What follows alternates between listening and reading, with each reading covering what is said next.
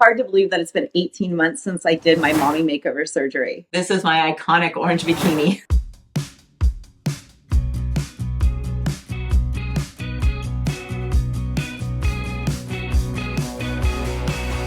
Here are 26 of your most asked questions about this mommy makeover surgery series. I get asked so many questions about the things that I used to recover and treat my scars. And when you look down in the description, you will see a list where I link back to Amazon on everything that I utilized. From the initial planning and preparations to the arduous recovery phase and everything in between, I've shared every part of this journey with you. And because of my shameless openness, thousands have shared with me online that my mommy makeover series is one of the most in-depth online resources available.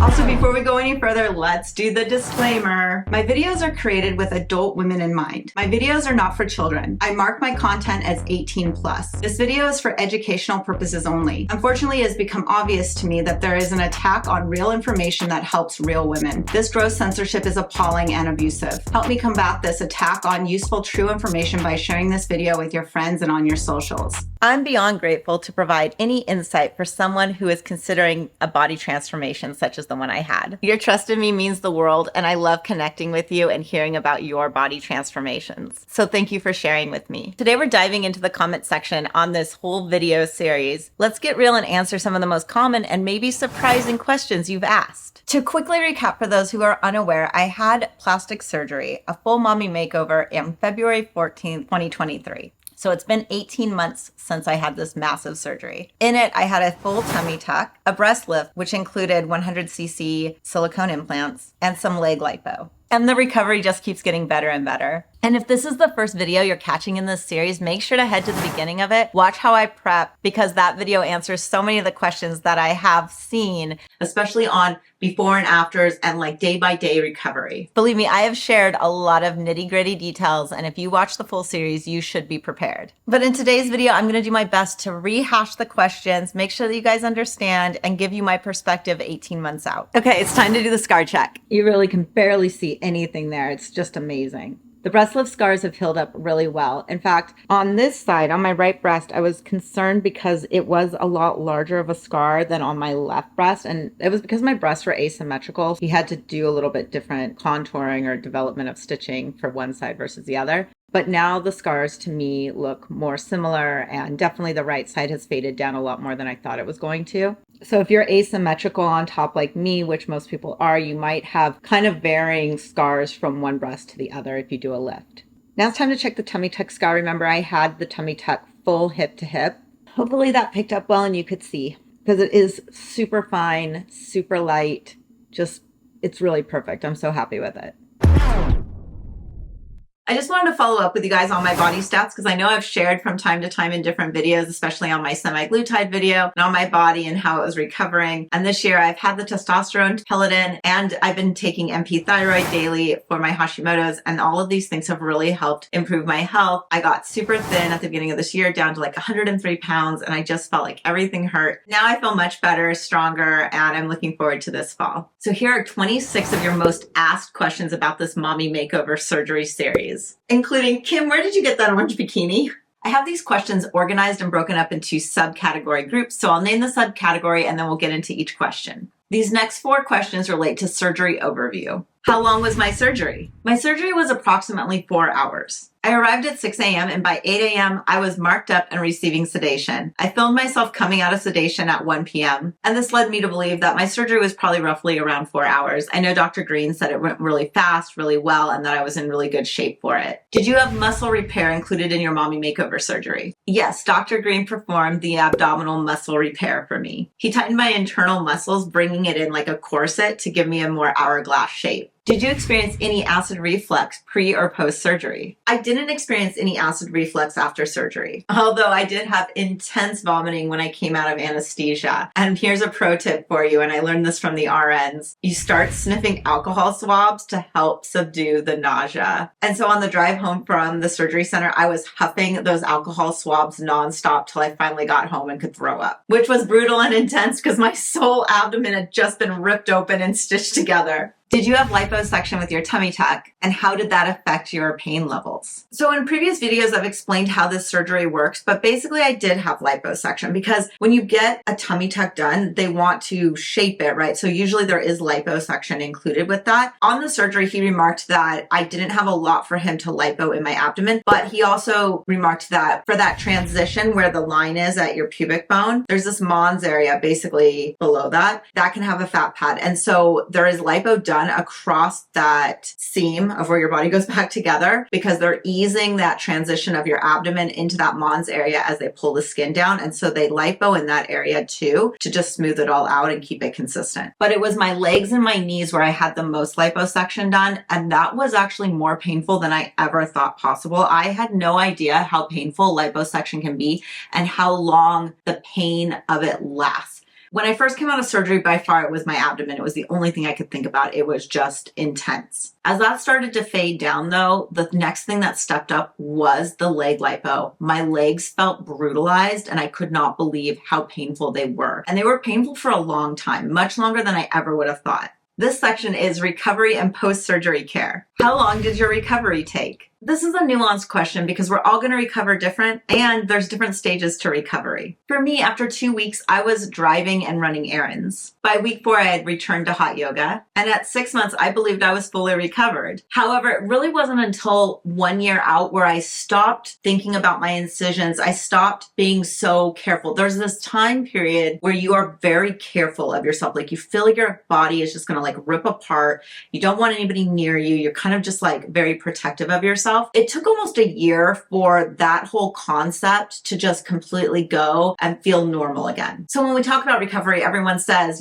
give yourself a year. And I always thought that was crazy because even after 4 weeks, I was like, well, I'm ready to go back to yoga. But the truth is you can start doing things and that's what you should do because that's going to help expedite your recovery. But you forget how much of your mind is actually hyper fixated on your recovery until you're about a year out and it kind of feels like you don't think about it anymore. And it's just a huge relief. Honestly. What numbing medications were you given after surgery? I did get the Exparel shot. It's a nerve blocking shot that they give you in your abdomen that helps prevent pain for about 3 days. The next day when I went back to the office to have my sutures checked, I asked them if I didn't get the Exparel shot. I said, oh, did you forget it? And they're like, no, you got it. And I was like, oh, really? Because I was in so much pain. I couldn't believe that I had this abdominal nerve block because I felt everything. Or at least I thought I did. I can't imagine what it would have been like without the shot. So when I'm asked, is the Exparel shot worth it? I don't know how to answer that. I guess so, because if I hadn't had it, I don't know what I would have done because I was already in a lot of pain. So the Exparel shot must have really helped ease whatever could have been the full amount to experience. When did you start using your stomach muscles to get up after surgery? In my recovery videos, I shared a lot about my lifting chair that I bought on Amazon. This thing is amazing because it really helped me, especially when I was alone during the day, to be able to get up to go to the bathroom or get some food and not stress and struggle getting myself up. You are very debilitated in the beginning, and the idea of moving yourself like this is very, very challenging. So having a chair that kind of just basically puts you up on your feet without you needing to contract your abdomen is huge. And for me, it took me about 2 weeks to be able to get up out of a chair or out of my bed without it just being so excruciating. How did you manage nerve pain post-surgery, and how long did it last? I experienced intense nerve pain shooting down the right side of my leg. And this is the only experience I've ever had with really excruciating nerve pain. Even while pregnant with my 4 boys, I never really had massive sciatic issues or anything like that. This nerve pain that you can get on either side of your groin, typically from the tummy tuck, you'll get one side or the other. Rarely do you get both sides. It can happen, but somehow one of your nerves on either side of your groin will get compromised, affected in some way, and it will become inflamed, and you will have almost this massive knot, pressure, pain right in your groin, and it can last for months. Honestly, it lasted so long, I thought maybe it would never go away, but around month 6 and month 9, I stopped noticing it ever pick up. In the beginning, when I would lay in bed bed, I didn't want to move at all. I was so scared of triggering it because it would become so intense. And I would just like use my hand and just be like rubbing into that groin, trying to stop that pain that was just burning and shooting all over the place. And it was just so difficult to get to stop. And I can just remember crying and eking out in pain, being like, oh my gosh, here it goes again. Eventually that starts to subside. It gets better. But in the beginning, it is so intense. At least it was for me. Did you get massages for your lipo areas post-surgery? In one of my videos, I believe it's the 2-week out video, I did have a lymphatic drainage massage post-surgery, but I waited 2 weeks, and typically that's like too long to wait.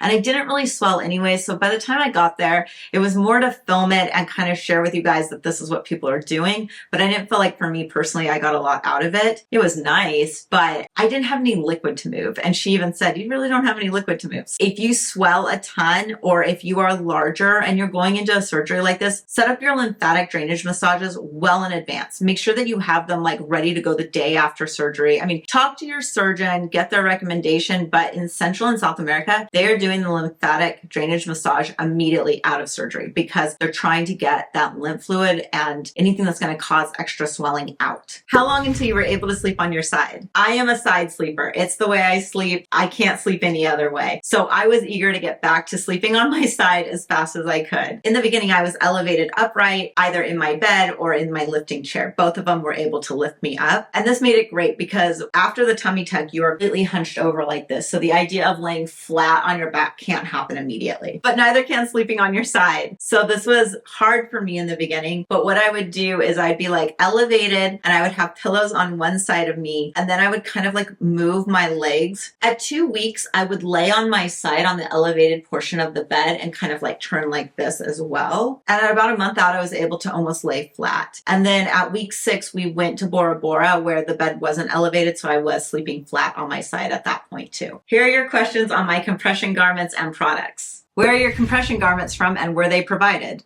So the compression garments I've shared with you guys are found on Amazon. They're the Morena 3/4 side zip ones. On Amazon, sometimes they only have the front zip one, but you can always look for the side zip one. I had 2 sets, one in black and one in nude, and each included a little bralette. When I woke up from surgery, I was already in my black one, and my 2 sets were part of my surgery cost. And I think this is pretty normal because your surgeon's gonna wanna put you in something that they feel happy with, and they're not gonna just wanna have you bring random stuff in. You can obviously buy more compression garments after surgery, but typically the compression garments you leave in are gonna be the ones you're gonna wear for a while, and they're the ones that your doctor wants you in. Can you tell me about those long patches that you use for scar care? I tried so many different scar tapes from Amazon. Some super expensive like the Embrace ones, which I do not recommend. I did not like applying them. I did not like the blisters they gave me, and they were super expensive and they never worked right for me. I just didn't like them. And it's unfortunate because they were crazy expensive. I preferred the less expensive silicone tapes. They were just easier to work with. I could clip them easy. I could put them where I wanted. They stayed really well. They just were great. I used a lot of the Educine ones, but they're not available on Amazon anymore. Pump Cot silicone tape was another one that I used. I like that it comes in a roll. It's really affordable and it's just great. And here are some of the silicone gels that I used also. I think my scars healed well, not just because of the silicone tape or gels that I may have used, but mostly because of my own genetics and because of a great surgeon. We can all do things to elevate our outcomes, but a lot of it has to do with our own genetic makeup as well. Do the silicone tapes need to be washed in order to reuse? I never reused my silicone tapes. Now, maybe some people are washing them and reusing them. I don't know. But for me, especially once I was using the cheaper silicone tapes from Amazon, I didn't feel this need to like wash or reuse them. I would tape myself up for like a week, and then as the tape kind of started to come off, I would just do it again. So I was really only retaping like once a week. Did you consider using a walker for your lower back? I never thought about it, honestly. I never even considered how hard it would be for me to walk or the pain that I would feel in my lower back from it. I knew that once out of surgery, I needed to be up and walking, and this is so critical. I've seen a bunch of questions online where people are like, how are you up walking so fast? Or I'm 4 weeks out and I'm still not getting out of of bed. You guys, that's scary to me. You need to be up and walking immediately after surgery. Do not go home and go into like a cave and go to sleep for the next month. That is not going to heal you. You need to be up and walking. That's going to get the fluid moving. It's going to get your ligaments and everything stretching and staying mobile. You need mobility, especially in your abdomen. So walking is critical. So do I suggest getting a walker? Perhaps, if that's going to help you get up and go. I just fought through it and would just like go out multiple times a day and walk my driveway, which I have a long driveway, so that worked really well. But you just need to be out walking. You need to get in steps every few hours. It's going to help your mood. It's going to help your body. You're going to sleep better, and it's just going to help your recovery overall. Health and wellness. How did you prepare before the surgery? First, I researched a lot of surgeons in my area and looked at their catalogs of before and afters to decide on who I liked, who I felt was conservative, and just overall who I thought could balance bodies well. As you know, proportion is huge to me. 2 months before surgery, I collected items like my lifting chair. And 1 month out, I started cutting carbs to make sure that I didn't have any sugar in my system. This is also when I made my bone broth and put it in the freezer so that I had it ready stocked for recovery. I also started taking my pre-surgery vitamins and set my room up for after surgery. And for a detailed account of my preparation, I have the full video for you, also with my surgery quote in it. Did you use any supplements that you found helpful? I did take that pack of pre-surgery vitamins, and honestly, I'm not sure if it impacted me at all or not. It's hard to tell, but I just wanted to make sure that I was on top of every aspect I possibly could be for the best outcome. What was your diet like before surgery? Before surgery, it was mostly meat, and I have a bunch of carnivore videos chronicling kind of the food I was making at the time, what I ate leading into surgery, and also it's the same food that I ate while recovering from surgery. Meat heals, you guys, and meat will heal you from surgery too. Can you talk more about mental health after surgery? Okay, I love this question because it is definitely something that is real and we should cover it, and I didn't know what it was going to be like going in. Initially, I was like, okay, I'm preparing. I know this is going to be hard. I've never had a surgery like this before, but people do it all the time, and I'll get through it too, and I feel healthy and I feel prepared and it's going to go great. And all those things were true. But in my mind, I did not know how long I would feel bad and weak and just not capable. And by day 8, I had expected to feel much better than I did. And by that day, I got super depressed. Day 8 was probably my darkest day. I just felt like I'm never gonna get better. Days don't feel like they're getting any easier. Why did I make this decision? This was probably a really vain, selfish, bad decision. And now I feel horrible and I can't do anything and I'm so sad. I'm starting to think that this surgery is a mental recovery. It is really hard on me mentally. I just want to be back to normal. And I thought after a solid week, I could make it. And that was, I guess, wishful thinking. Yeah, it's just been hard. It's really depressing, actually. Day 9, I'm out walking. Yesterday was a really tough day for me. I felt super depressed, and it definitely has become kind of a mental thing, wondering, will I ever get better? I've talked to a lot of you guys online and to some of my friends who have had it, and they say they went through the exact same thing, that you get to a point where you start to regret that you did this. I don't totally regret that I did this. I'm still happy that I made this decision, and I'm super hopeful that it's going to be great later on. The recovery's tough, and I'm feeling good on day 9, maybe because I really took it easy yesterday. I have this habit of really pushing myself because I think if I just do a little bit more, somehow I'll get better faster, and that's just not the truth, but it's just a mental condition, right? So I think somebody said something to me yesterday that was so true, and I loved it. It was like, I'm addicted to productivity, and that is absolutely the case. That's a hard thing to mentally be okay with.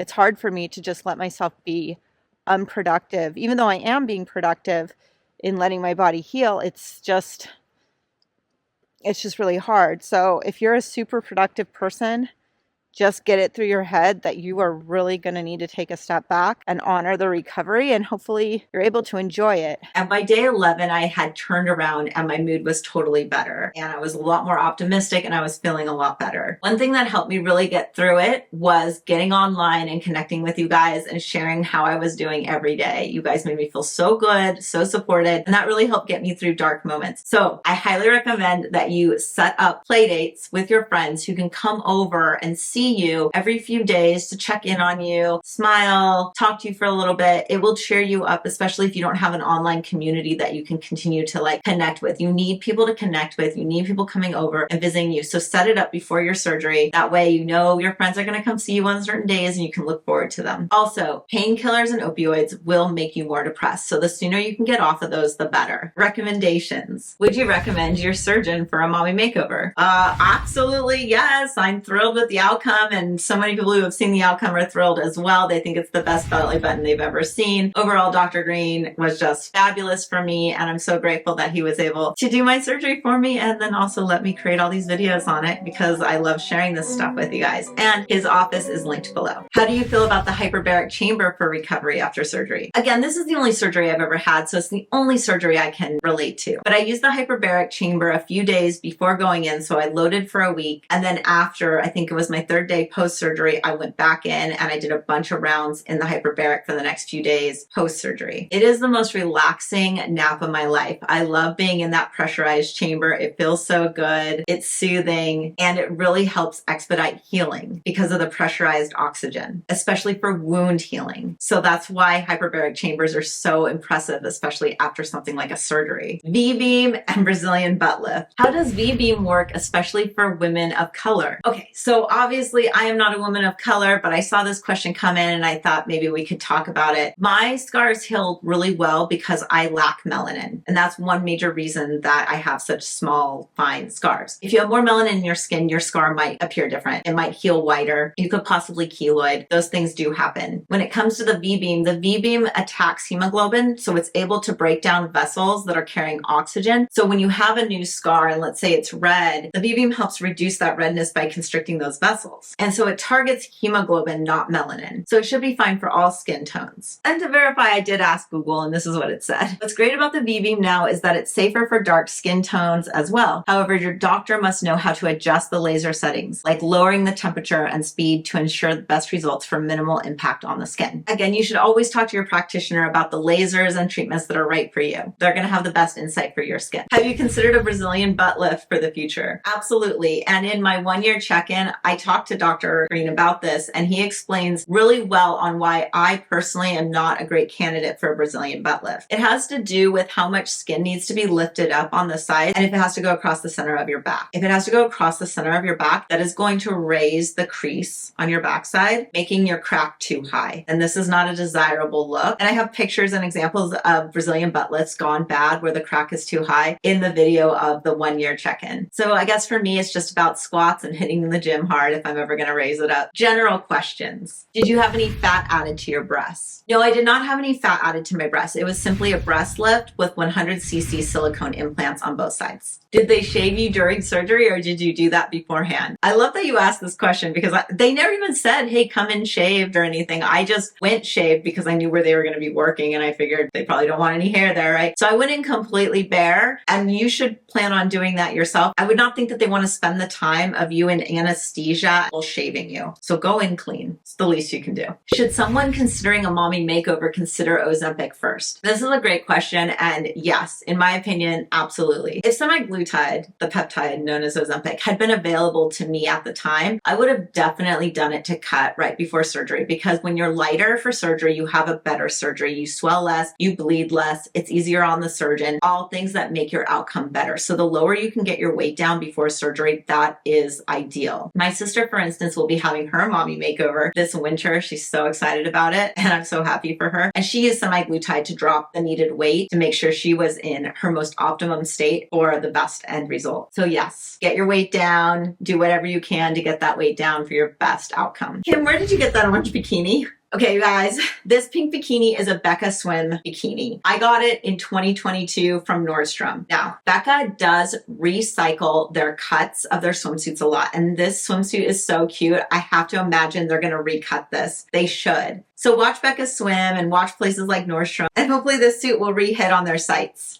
As you guys know, I have really enjoyed doing this series for you. Connecting with you guys on real things like mommy makeover surgeries and other things that matter to us is important to me. It's real, and I love being transparent about it, and I love seeing your questions, comments, and your successes. If there's a question I didn't answer in this video, make sure to drop it below, and I'll see you guys on the next video. Thanks, guys.